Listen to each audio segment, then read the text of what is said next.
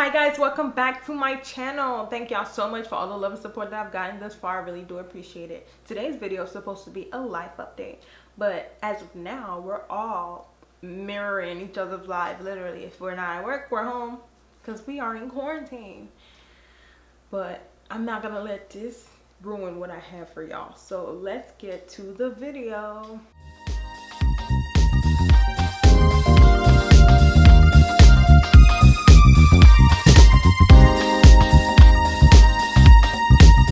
So your girl finally has a job. Finally got a job, y'all, after months of just ripping my hair out. And before I get to the job and everything, I want to say why I prematurely had to take that out of the bag. I've been literally saving that moment so that I could give it to y'all because you guys have been the forefront of me, trying to find a job, reading y'all my rejections and stuff like that. And I believe that out of everyone, y'all were supposed to be the first to know when I was ready, if that makes sense. So then I got into a situation on Instagram.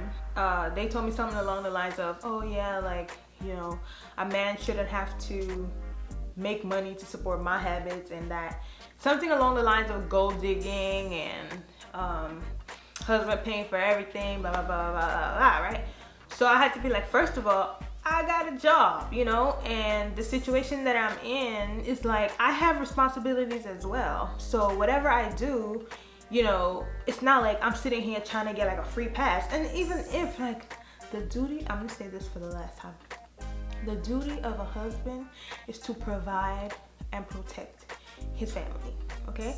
His family, not the one he was born into, the family he married, which is just his wife, and the family that I got married to, or the woman married, which is just her husband. He gotta provide, and protect for her, and she has to be there and be his helpmate. That's what is written in the word, and that's just what it is. You get what I'm saying? So can't no woman or man on earth try to tell me that, oh yeah, my wife is supposed to be sitting here dragging on 50% of the financial responsibilities, because that's not what it is. That's a roommate situation, okay? So that's that. I had to pull it out prematurely so I could defend myself, and yeah, that was just outright crazy. But thanks for all y'all who sat there with me and was like, yeah, you're not wrong. Yeah, you're not crazy, because sometimes I'd be really wondering. So that's that. Anyways, I got a job as an assistant manager in training at my old company. And for a while, when I first got the offer letter, I was like, look at God. I was rejoicing, happy, everything, over the moon. I was ecstatic to have that position, right? But then I stepped foot in the building, and that's when everything just hit me in the face, especially this one saying, right? Rejection is God's protection. Because I kid you not, when I first got here, I didn't want to apply to that company because I'm just like, I got out and that's what I wanted for years. I didn't want to work there anymore. I don't like their system or whatever, and I just wanted to be out of there. But then I realized I wasn't getting hired anywhere, so I'm like, you know what, let me just look for the position above what I was doing in New York, because now I have my degree and I have a year supervisor experience. And I applied to all the stores, starting from my house all the way to Sugarland. And Sugarland is 45 minutes with traffic on the highway, and just if you're taking the local streets like I do, it's 40-50 minutes to get there back and forth, right?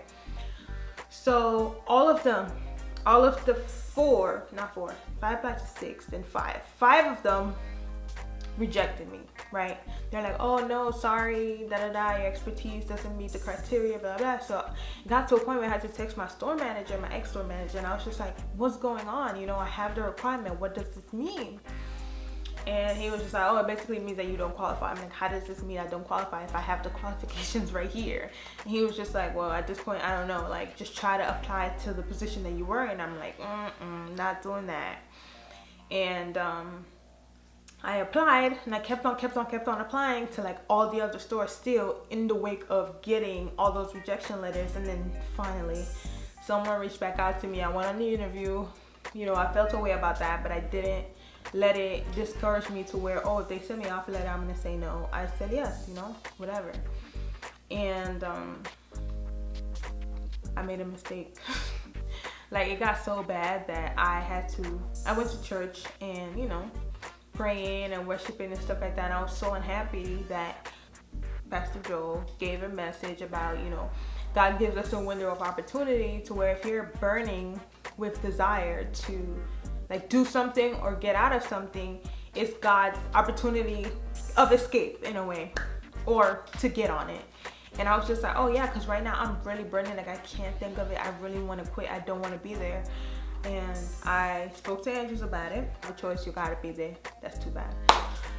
So I took the pill, I swallowed it, and I kept on going. Like, I'm still going now. But as God always is there, and there's always gonna be a turnaround if you love him and if he's in control of your life. So I looked up programs and stuff like that where I could try to get closer to my goal, and I found one. And it's not expensive or anything. It's doable, you know, it's self-paced. And I applied to the program. They had strict requirements, and thankfully I got in. Yay me again. And I will tell y'all about this program as soon as I get out of it, or in the middle of it. Whenever I'm ready, just bear with me, y'all. And I've just been really, really happy, you know, with the program.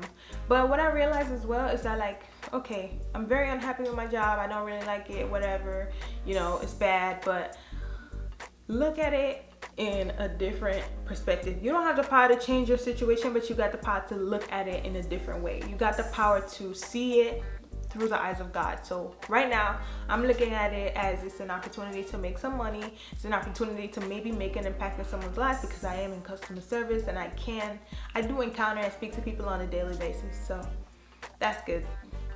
That's where that is. And as far as like school and becoming a psychologist, like all of that stuff is still in the works, except with this coronavirus situation. You know, I could take my time now with the program, because it's not like I can get a job as soon as I finish it, if I finish it tomorrow, because everything is practically shut down. So thank God for Jesus, and I'm holding on. I'm getting there. You know, it is getting better. The money that I'm making from my job is not bad, but like I said, I have a degree, so I'm expecting more and better soon.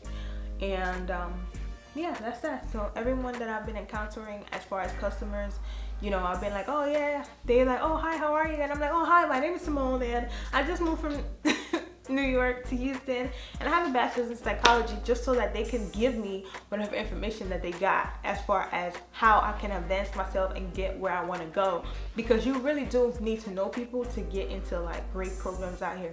So I keep on trying to network wherever I'm at and just making the best of my situation. So this video concludes.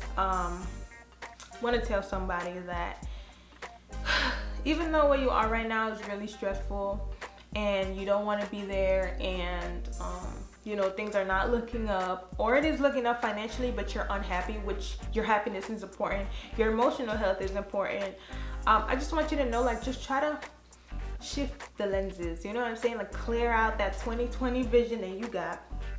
Take a cleansing cloth, wipe it, and just look at it as an opportunity. Like, yeah, you're not happy right now, yeah, all this is happening, but how can you shine? You know what I mean? Like, how can someone benefit off of what you have? You know, because most of the times, like, we are fulfilled when we help someone get to that fulfillment. You know what I'm saying? So just try to make the best of the situation. Everything is gonna get better. For me, it's gradually getting there, but I know for sure that one day, you know, I'm gonna look back at this and I'm gonna be like, okay, you know, maybe this wasn't God's plan for me, but at least he's so faithful and just that something good came out of it. So that's how I'm looking at my situation, and that's how you should look at yours as well, because it really does help. So with that being said, I want to thank y'all for tuning into this video and just being there with me while I go through what I go through, and when I come out of it, y'all know y'all always gonna get the success story. So yeah, thank you. Bye bye.